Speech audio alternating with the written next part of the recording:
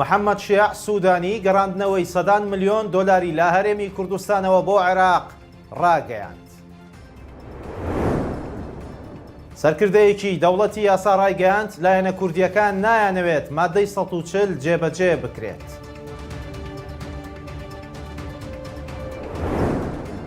سلااوتان لەبێت لە شارپرێسەوە پوختەی هەواڵتان پێشکەش دەکەن. لەمە دووە ڕێگە بە ڕاگەاندنەکان نادرێت بچنە نەخۆشخانەکان و وێنەی نەخۆش بگرن. بە گوێرەی نووسراوێکی وەزارەتی تەندروستی حکوومەتی هەرێمی کوردستان لەمە دووە چوونە ژوورەوەی کامێرەکانی ڕاگەاندن بۆ ناو نەخۆشخانە و پیشاندانی وێنەی نەخۆش قەدەغەیە دەژڵێت ئەم بڕیارە نەخۆشخانە تایبەتەکانیش دەگرێتەوە. لە نووسراوێکدا کاواژووی دکتۆر سامان بەرزنجی وەزیری تەندروستی حکوومەتی هەرێمی کوردستانی لەسەرە و ئاراستەی نەخۆشخانە و سنتەرە پزیشکی حکومی و ئەهلیەکان کراوە. لەمە دووە ڕێگە بە ڕاگەاندنەکان نادرێت بچنە ژوورەوە و وێنەی نەخۆش بگرن، تەنیا بە مەرج نەبێت. هەر لە نووسراوەکەدا ئاماژە بۆ ئەوە کراوە ئەگەر هەر کاتێک پێویست بوو کامێرەکان بچنە ژوورەوە دەبێت مۆڵەت لا بەشی ڕاگەاندنی وەزارەتی تەندروستی یان ڕاگەاندنی بەڕێوەبەرایەتیە گشتیەکان وەربگرن. سەرۆک وەزیرانی عێراق ڕایگەیاند سەرجەم کەلوپەل و پێداویستە دزراوەکانی پاڵاوگەی بێجیان لە هەرێمی کوردستانەوە گەڕاندووەتەوە. محەممەد شیع سوودانی سەرۆک وەزیرانی عێراق ڕایگەیاند سەرجەم کەلوپەل و پێداویستە دزراوەکانی پاڵاوگەی بێجی گەڕێنراونەتەوە بۆ عێراق و پاڵاوگەکەش کاتێک کە دەکەوێتەوە کار پێویستیان بە هاوردەکردنی سوتەمەنی نامێنێت. دوای ئەوەی دوێنێ سەردانی پاڵاوگەی بێجی کرد دواتر محەممەد شیع سوودانی سەرۆک وەزیرانی عێراق پەیامێکی ڤیدۆیی بڵاو کردەوە و ڕایگەیاند ئەو کەلوپەل و پێداویستە دزراوانەی بوونە هۆی لە کارکەوتنی پاڵاوگەی بێجی سەرجەمیان گەڕێنراونەتەوە. تەنانەت ئەگەر هەوڵی کڕینەوەیمان بدایە پێچووەکەی سەدان ملیۆن دۆلار دەبوو.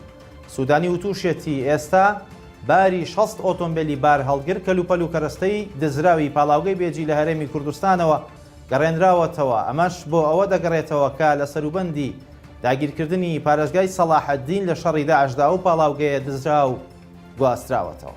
لحد الآن بحدود 60 تريلة ممكن توصل إلى 100.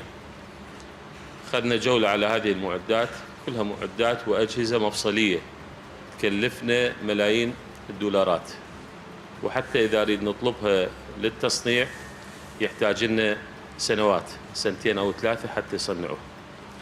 الحمد لله اليوم المواد هذه موجودة في الموقع. الأخوة الأجهزة الأمنية العمليات أيضا سهلت عملية وصولها من إقليم كردستان إلى هذا الموقع.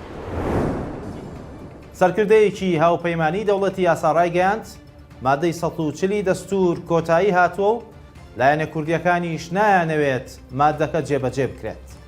جاسم بەیاتی پەرلەمانتاری پێشوو هاوکات سەرکردەی سەر بە هاوپەیمانی دەوڵەتی یاسا لە لێدوانێکی ڕۆژنامەوانیدا دەڵێت مادەی 140 پێش کۆتایی ساڵی 2007 بەسەر چووە و ناتوانرێت کاری پێ بکرێتەوە.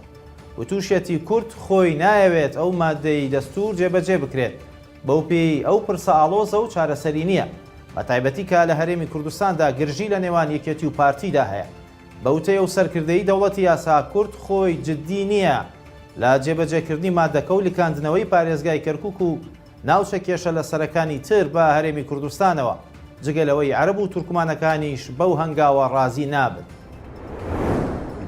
ئەمریکا 6 ملیار یۆرۆی تری ئێران ئازاد دەکات. دوای ئەوەی ئەمریکا بە گوێرەی ڕێکەوتنێک 6 ملیار دۆلاری پارەی بلۆکراوی ئێرانی لە کۆریای باشوور ئازاد کرد، میدیاکانی ئێران باسییان لەوە کردووە لە ماوەیەکی نزیکدا واشنتۆن ڕێگە بە ئازادکردنی 6 ملیار یۆرۆی تری پارەی بلۆکراوی ئێران لە عێراق دەدات. بە گوێرەی ڕاپۆرتێکی پێگەی تجارت نیوز کە پشتی بە ئاژانسی هەواڵی ئیبنا بەستووە لە ماوەیەکی نزیکدا ئەمریکا 6 ملیار یۆرۆی دیکەی پارەی بلۆکراوی ئێران لە بانکەکانی عێراق ئازاد دەکات. لای خۆیەوە بەهادری جەهرۆمی وتەبێژی حکوومەتی ئێران ئاماژەی بەوە کردووە جگە لە کۆریای باشوور پارە بلۆکراوەکانی ئێران لە وڵاتانی تری جیهانیش ئازاد دەکرێن، لەوانەش عێراق.